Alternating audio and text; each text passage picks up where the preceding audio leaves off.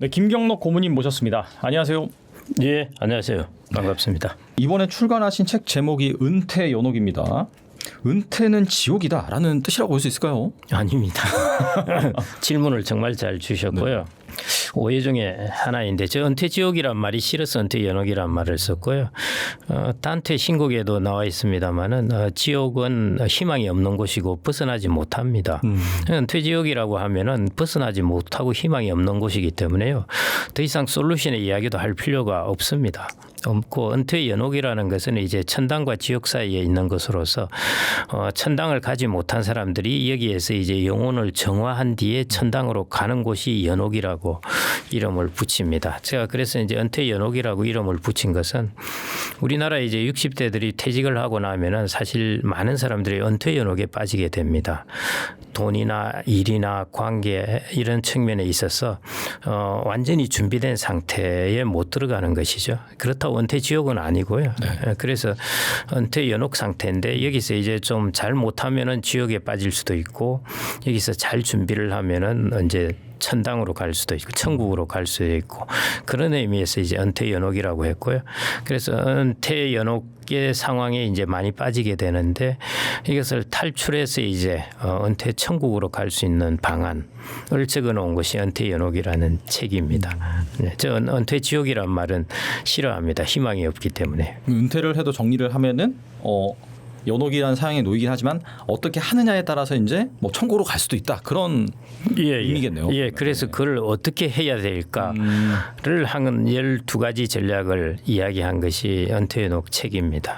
그래서 은퇴연옥 단어를 저는 많은 분들이 이제 아신다고 생각을 했는데요. 의외로 잘 모르시는 분들이 많던데 캐톨릭에서 쓰는 그런 개념입니다. 그렇죠. 예, 그래서 천국, 지옥 그 중간에 연옥이 있습니다. 어떻게 해야 이제 천국으로 갈지 제가 이제 중간중간에 질문을 통해서 여쭤보도록 하겠습니다. 그리고 이 물가가 치솟으면서 앞으로 노후 생활비 월 300만 원도 모자랄 것이다라는 전망이 많습니다. 노후에 얼마 정도가 있어야지 이 풍족하게 생활할 수 있을까요? 제가 가장 많이 받는 질문이지만은 가장 해답이 없습니다. 개인마다 너무 다르기 때문에요. 그래서 그냥 서베이상 사람들이 생각하는 평균값은 서울 지역으로 기준으로 하면은 부부 기준으로 한 330 그 정도입니다. 그 정도 그냥 나온다고 보시면 될 것 같고요. 그 위에 그 다음에 또 하나 이제 결국 이 데이터에서 나온 것인데요.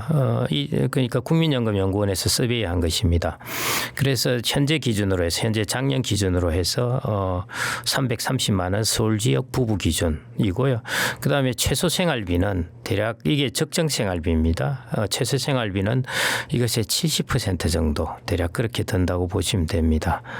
그래서 330만 원에 이제 70% 이렇게 하면은 뭐 한 240만 원 나오게 되겠죠. 그 정도가 이제 최소 생활비가 이제 된다는 것이고요. 그 다음에 이제 또 하나는 그 데이터에서 중요한 것이 이제 국민연금연구원 서베이는 긴 기간 동안에 있습니다. 그럼 생활비가 적정 생활비가 매년 올라가요. 매년 올라가는데 매년 상승률이 어느 정도이냐면은 대략 3.8% 정도 됩니다. 생활비가. 그래서 이걸 이제 대략 4%로 본다면요. 18년이면 생활비가 2배 올라간다는 뜻입니다. 그래서 대략 보면 20년 잡으면은 지금 한 330만 원 같으면은 이제 18년, 20년 정도 지나면은 한 660만 원, 뭐 700만 원 이렇게 생활비가 된다는 것입니다. 그래서 노후의 생활비에 대해서는 이 부분을 꼭 명심하시면 좋을 것 같아요. 현재 330만 원 이러면은 나 330만 원 뭐 10년 뒤에 330만 원 이렇게 계산하시면 안 되고요. 10년 뒤에는 그보다 더 많이 듭니다. 20년 뒤로 따지자면은 한 2배가 든다고 보시면 될 것 같습니다. 또 책에서 인컴 자산의 종류가 다양하게 제시가 되었는데 앞서서도 뭐 리츠라든지 좀 몇 가지 말씀해 주셨죠. 현 시점에서 가장 주목해야 될 자산은 무엇일까요? 현 시점에서 뭐 특별히 어느 시점이나 저는 뭐 똑같게 보는데요. 물론 이제 금융위기가 쇼크가 온다든지 할 때는 기회들이 있습니다. 배당 수익률이 점프를 한다든지 리츠 같은 경우에요. 그런데 지금은 이제 그런 국면은 아니니까 특별히 매력적으로 뭐 인컴이 좋고 그런 것은 없습니다. 없고요. 그냥 아까 말씀드린 이제 배당주하고 저는 리츠 인프라 펀드 이 정도가 저는 제일 인컴 자산으로 괜찮지 않을까 그렇게 보고요. 또 하나는 이제 인컴 펀드라고 있습니다. 인컴 펀드는 이런 것들을 다 모아서 이제 운용사의 펀드 매니저가 알아서 자기가 운용을 해줍니다. 그래서 여러분들이 각각 이제 배당주나 리츠나 인프라 펀드를 사가지고 운용하는 것도 괜찮은데요. 그냥 인컴 펀드를 또 그냥 하나 사시면은 그걸로 가지고 그냥 그거 하나 사시면은 다 배분이 되게 됩니다. 그래서 그런 것도 방법이고요. 제가 한 15년 정도도 더 됐죠. 그때 이제 자산운용사 있을 때 상품 개발하고 할 때 한 20여 년 전에 그때 우리나라는 그런 펀드 이름이 잘 없었는데 미국이나 이런 쪽에 보면은 인컴 펀드라는 이름이 되게 많습니다. 글로벌 인컴 펀드, 뭐 그다음에 주식의 인컴 펀드 이런 것들이 있어서 그래서 그 당시에 제가 이제 인컴 펀드라는 것들을 해가지고 하나 만들고 했는데요. 그거는 이제 서구 사회 같은 경우 우리보다 한 15년 정도 이제 은퇴가 빠르다 보니까 그 은퇴가 빠른 것이 아니라 고령화가 빠르다 보니까 이제 그런 것들이 그때 유행했던 것이죠. 우리나라가 이제 이런 것들이 인컴 펀드가 유행하고 있는데요. 그냥 각자 이렇게 그런 것들을 사시는 것도 방법이지만은 그냥 인컴 펀드를 하나 사는 것도 방법입니다. 그래서 인컴 펀드 어떤 거 있는가 한번 보시는 것도 방법일 것 같습니다. 보통 그런 것들은 그러면은 인컴률, 뭐 배당률이라고 한다면 그 어느 정도 생각하면 될까요? 인컴 펀드 같은 경우에는 펀드에서 주는 배당 수익률이 대략 4% 정도 나옵니다. 그러니까 배당률은 낮죠.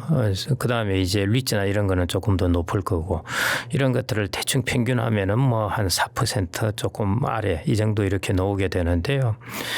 이제 배당 수익률은 현재 시점은 그러는데 인컴 펀드도 이렇게 자산 가격이 순자산 가치라고 그러죠. 펀드의 순자산이 이제 증가하게 됩니다. 증가하게 되면은 나중에 자기가 받는 배당 금액은 조금씩 많아지게 됩니다.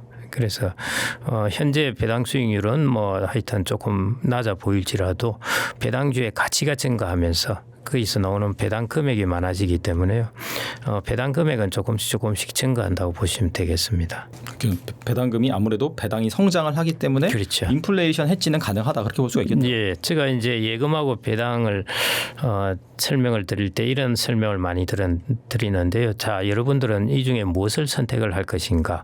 예금이라는 것은 예를 들어 4%라고 그러면은 1억을 갖고 있으면은 400만 원씩 계속 줍니다. 그렇게 주고 그걸로 끝이에요. 그 다음에 내가 원금을 찾을 때는 원금은 그대로 받습니다. 원금 가격이 고정돼 있고요.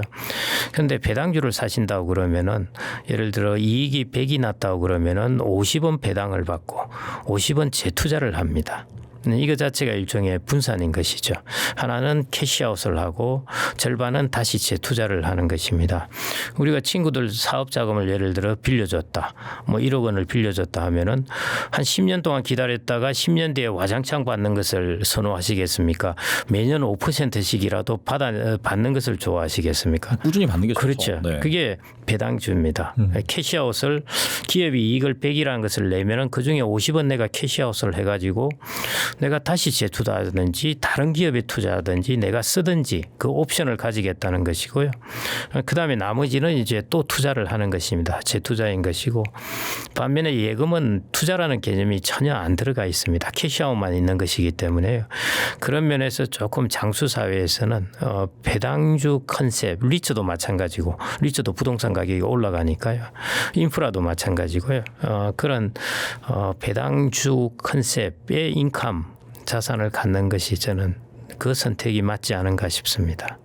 특히 방금 말씀하신 부분 그거하고 중요한 부분인데요. 물가가 오르는 이런 사회에 있어서는 예금이라는 것은 예금의 가격이 고정되어 있기 때문에 못 따라가잖아요. 근데 배당주는 재투자를 하고 하면서 이제 그런 부분이 어느 정도 가치가 따라 올라가지기 때문에 장기적으로 물가가 상승하는 노후에는 그런 인컴 자산을 꼭 좀 가지고 있어야 될 것 같습니다. 근데 약간 좀 또 제가 개인적으로 또 궁금한 게 아무래도 지금 AI고 막 이게 대세인데 이게 인컴 자산을 투자하면은 좀 못 따라가는 거 아닌가 약간 그런 생각도 있을 것 같은데 이건 물론 이제 은퇴하신 분들 입장에서는 사실 좀 중요도가 떨어지는 부분이긴 한데 그냥 한 30, 40대라든지 좀 그런 분들 입장에서는 이 인컴 자산 투자 매력적일 수 있을까요? 어떻게 보세요? 그 뭐 좋은 질문이시고요. 네. 저는 이제 여러분들이 자산을 보실 때 조금 크게 보면은 코어라는 우리가 근육도 코어 근육이라는 게 있는데요. 이게 몸을 지탱해주게 하는 근육인데 여러분들의 삶을 조금 지속 가능하게 해줄 수 있는 것들을 이제 코어 자산이라고 생각을 하셔야 되고요. 이 코어 자산에 해당되는 것은 좀 그렇게 이제 변동성이 조금 적으면서 외부의 충격에도 좀 강하게 되어 있고 그다음에 캐시도 일정하게 줄 수 있는 것 그런 것들이 이제 코어 자산인데요. 그런 코어 자산으로서는 이런 것을 가지는 것이고 나머지 예를 들어 코어 자산을 이제 나이가 50대 정도 되면은 코어 자산을 한 70% 가져야 될 거고 30%는 이제 아까 말씀하시는 이제 바이오라든지 뭐 그다음에 AI라든지 뭐 이런 쪽 관련된 것들에 투자할 수 있습니다. 그렇게 하는 게 또 바람직한 것이고요. 이제 젊을 때는 그 비중이 이제 좀 더 성장주에 들어가면 되겠죠. 성장주라는 것은 뭐 아시다시피 지금 뭐 삼성도 그렇고 뭐 엔비디아도 그렇고 하겠지만은 버는 돈의 상당 부분을 또 재투자를 하는 것입니다. 네. 그러니까 젊을 때는 자기가 계속 재투자를 하는 것이 투자를 하는 것이고요. 나이가 들면은 이제 좀 캐시아웃을 해야 되는 것입니다. 그래서 이제 그 비중이 좀 달라지는 것이지.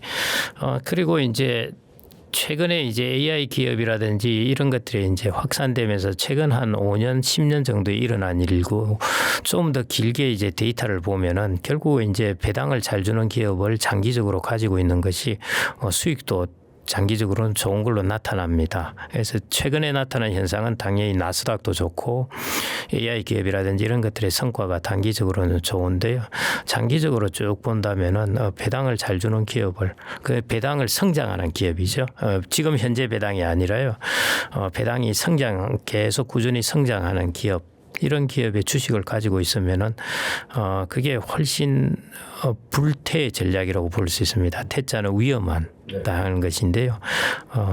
투자를 하되 위험에 빠지지 않을 수 있는 그 전략이라고 할 수 있겠습니다. 그리고 최근 뭐 BOA, 골드만삭스 등 월가에서 사모금융 부실 우려가 대두되면서 미국발 제2의 뭐 금융위기 발생 가능성도 언급이 되고 있습니다. 이런 상황에서 S&P 500 등의 미국 주식 ETF를 꾸준히 사모으는 건 여전히 유효한 전략이라 볼 수 있을까요? 이 이야기는 뉴스가 계속 나와서 이제 상당 부분 검증이 좀 된 이제 그런 상황이고요. 몇 달 전인가는 이제 자금 인출도 제한하고 뭐 할 정도로 그런 것들이 나왔는데 일단은 이제 그 2008년 글로벌 금융위기하고는 조금 다른 부분이에요. 2008년 글로벌 금융위기는 아시겠지만은 주택에 대한 대출이었고 이것은 이제 주로 기업에 대한 대출입니다. 그런 부분에서 첫 번째 다른 부분이고요. 그다음에 그때는 이제 2008년 글로벌 금융위기는 파생 상품이 많이 결합되어 있고 그다음에 그 빅뱅크들이 거의 다 관련이 다 노출되어 있었습니다. 익스포저를 다 가지고 있었던 것이죠.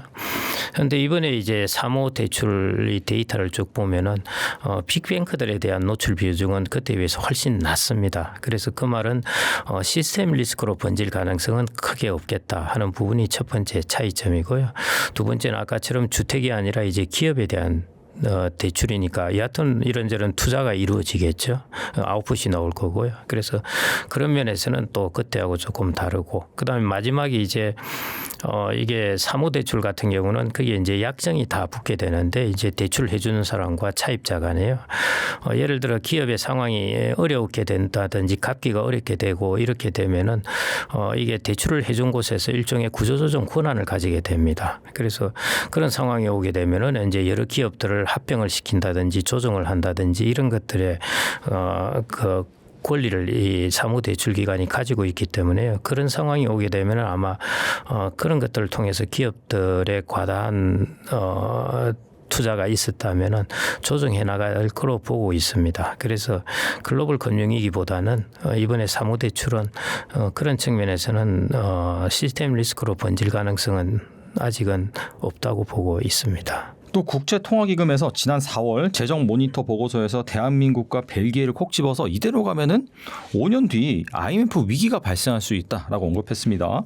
이에 대해 우리 정부는 전면 이제 반박에 나섰는데 실제로 IMF가 잘못 파악한 것이라고 볼 수 있을까요? 저는 장기적으로 라면 모르겠는데요. 20년, 30년 뒤면은 모르겠습니다. 근데 어차피 그 뒤는 불확실하니까요. 왜냐하면 그때 이제 정부 부채 비율이 워낙 높아지니까 그러는데 5년 뒤면은 정부 부채 비율이 별로 안 높아집니다. 첫 번째. 그다음에 두 번째 이제 중요한 것은 이런 부분이에요. 우리나라의 반도체가 여전히 그때도 좋아가지고 여전히 경상수지 흑자를 내고 있을 것인가. 이 부분이 이제 중요한 부분이고요.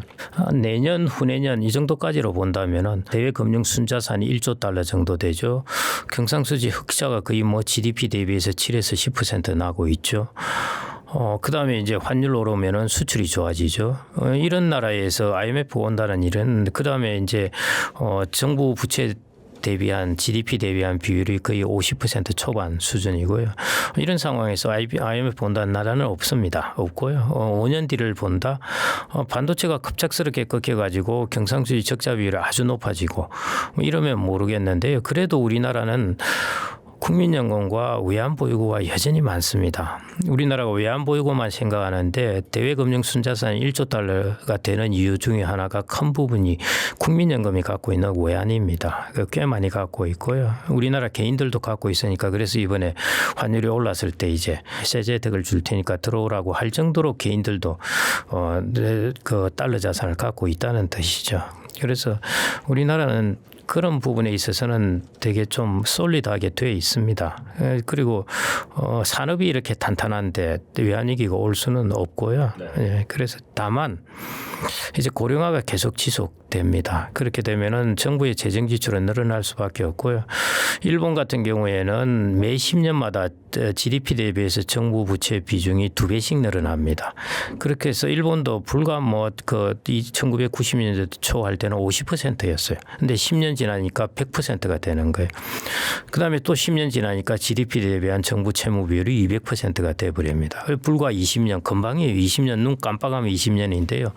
50%에서 200%가 돼 버린 것입니다. 그래서 저는 우리가 또 5년 이 단위가 아니고요. 저는 10년, 15년 정도 이유를 볼 때 그때 정부가 제일 조심해야 될 것 중에 하나가 재정의 건전성이라고 보아집니다. IMF도 그렇게 본 이유 중에 하나가 우리나라 고령화가 세계에서 제일 급격하게 진행되기 때문에요. 정부 지출의 건전성도 제일 안 좋게 변해갈 가능성이 큽니다. 장기적으로는. 그래서 이런 부분은 정부가 계속 좀 재정 건전성을 위해서 많은 신경을 써야 되고요. 대만 같은 경우에는 이제 GDP 대비해서 정부 부채 비중이 거의 30% 초반입니다. 그리고 이제 최근에 이제 반도체 경기도 좋고 하니까 세수도 많이 거치고 하니까 또 오히려 정부 부채를 줄이고 있습니다. 그래서 그런 면에서 이제 좀 건전하게 만들어 가는데 우리 같은 경우에 이제 반도체 경기가 좋고 해서 아주 올해도 상황 좋을 겁니다. 반도체에서 걷는 법인세만 해도 100조가 넘을 거라고 보고 있으니까요. 예. 그래서 이런 상황일 때 이게 항상 오는 것이 아니거든요. 가게하고 똑같아요. 가게가 한참 이제 내 생산성이 좋아져 가지고 직장에서 인기 좋아서 막 보너스도 받고 할 때 이때 앞으로 내가 이게 한 30년 지속되겠구나 생각하면 큰일 나거든요.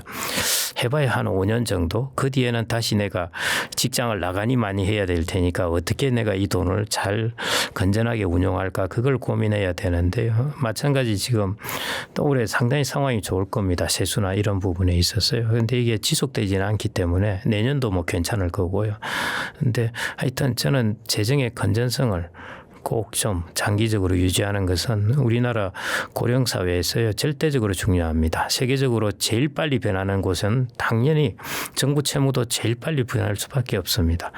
우리가 정부의 재정 지출 중에 경직성이 있습니다. 자동으로 나가는 것, 연금. IMF가 걱정하는 게 연금 지출인데 아직은 멀었어요. 공무원 연금 해봐야 금액별로 적자 금액별로 크지가 않은 것이고요. 우리나라 경제 규모에서 감당할 수 있는 규모입니다. 나중에 국민연금이 이제 어마어마한 이제 충격으로 다가오게 되는데요. 그게 지금 계산으로는 한 2058년 이제 또 제도 바꾸면 2060년 이하가 나오겠죠. 아직 멀었습니다. 거기서 연금 부분에서 큰 적자를 기록할 부분은요. 그래서 IMF가 이야기하듯이 그렇게 빨리는 오지 않을 것 같고 다만 워낙 우리나라가 고령화 속도가 빠르기 때문에 필연적으로 나중에 장기적으로는 닥치게 됩니다. 그걸 지금 잘 준비해야 되는 것은 맞을 것 같고요. 그래서 IMF의 저 경고를 우리가 장기적으로 봤을 때 건전한 재정을 가져야 되겠다. 그 정도 경고로 받아들이면 될 것 같습니다. 그리고 불안한 대내 경제 상황 속에서 은퇴를 앞두고 퇴직금이 1억 원 정도밖에 없다라는 분들도 많이 계시거든요. 남은 노후를 위해 할 수 있는 선택은 뭐가 있을까요? 1억 원까지밖에 없으면은요, 그걸로 가지고 노후 준비를 하긴 쉽지 않습니다. 요즘 물가가 많이 오르는 바람에 이제 돈의 가치가 많이 떨어졌죠. 그래서 어렵고요. 결국 제가 이제 누차 그런 질문들을 아주 많이 하시는데 그 1억 원의 돈을 가지고 내가 어떻게 투자를 잘해가지고 소득을 마련한다 불가능합니다. 왜냐하면 앞으로 30년, 40년이기 때문에요. 그래서 제일 좋은 것은 그 1억 원의 돈을 내가 나한테 투자해서 내가 무슨 자격증을 한 두세 개 따고 해서 그걸 통해서 내가 한 70세까지 월 한 400 정도 벌 수 있다. 1년에 4,800, 5천만 원이 2년이면 1억 원입니다. 이런 나에게 투자해서 그런 날을 만들어 놓는 것. 저는 그게 제일 좋은 방법이라고 생각이 됩니다. 70대 넘어서는 자기한테 투자해봐야 효율성이 없습니다. 70대 열심히 해가 자격증 따봐야 고용 안 해줘요. 나이가 그 정도 되면요.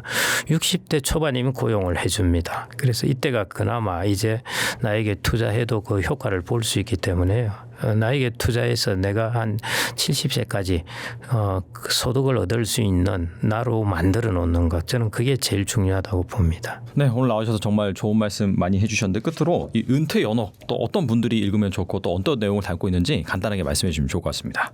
은퇴 연어는 이제 한 50대 뭐 60대도 괜찮고요. 40대는 이제 준비하실 분들이니까 뭐 쉽게 읽힙니다. 그래서 한번 쭉 읽어보시면은 이제 12가지 전략이 나와 있습니다. 그중에 SOC 전략도 있어요. 예. 이런 것들 같은 경우 우리가 노후에 우리가 계속 어떻게 진화할 수 있을까 하는 것입니다. 보통 보면은 퇴직을 하면은 우리의 발전과 진화를 멈춰버리잖아요. 그래서 이제 사람의 발달 단계를 연구하고 하는 학자들이 가장 이제 관심을 쏟는 것이 노후에도 우리의 발달을 멈추지 않고 계속 할 수 없을까 부분입니다. 거기에 관한 것이 이제 SOC입니다. SOC라는 것은 실렉티브, 내가 나의 목표를 잘 선택하고 옵티마이제이션, 거기에 집중적으로 투자를 해서 그 다음에 그 해가 컴펜세이션인데요. 이것은 내가 부족하면은 예를 들어 눈이 나쁘면은 귀가 잘 안 들리면은 여러 군데 보청기를 두듯이 하듯이 조금 보완 수단을 활용해서 그래서 나의 발달을 계속 지속해야 된다 하는 것이 SOC이고요.